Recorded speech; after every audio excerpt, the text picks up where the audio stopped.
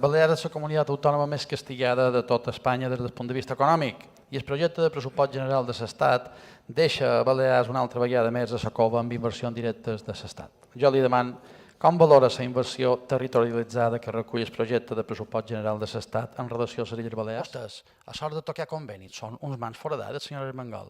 Vostè se va presentar a l'elecció darrere dient que tenia un projecte d'inversions hidràuliques per un import de 360 milions d'euros. A on és? Enlloc, senyora Armengol.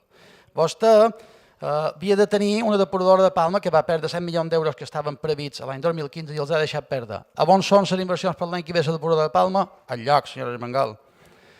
Aquí a Mallorca hi ha un conveni de carreteres del Consell de Mallorca de 237 milions d'euros. Sap quan n'hi posa el seu govern d'Espanya?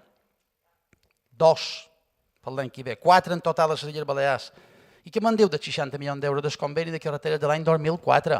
Que vostè torna a posar 60 milions d'euros en guany en el seu pressupost de l'any 2021 i quan m'on anem a a pagar, que és a Madrid, no hi són.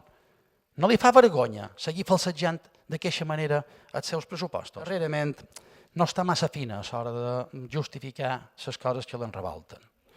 I li ha passat també amb això, perquè ha tingut un parell de versions del pressupost general de l'Estat, una versió victimista, una versió de Palmero i una versió de l'Estat que ha fet la delegada del govern, la seva amiga Aina Calvo.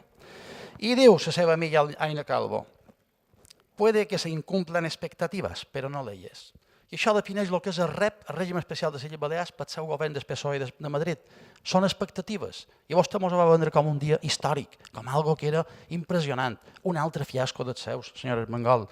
I miri, és una llàstima que vostè pinti tan poc a Madrid, que tingui tan poc pes polític davant Madrid, i menys ara darrerament, després d'aquest episodi tan trist i lamentable que vostè va ocasionar.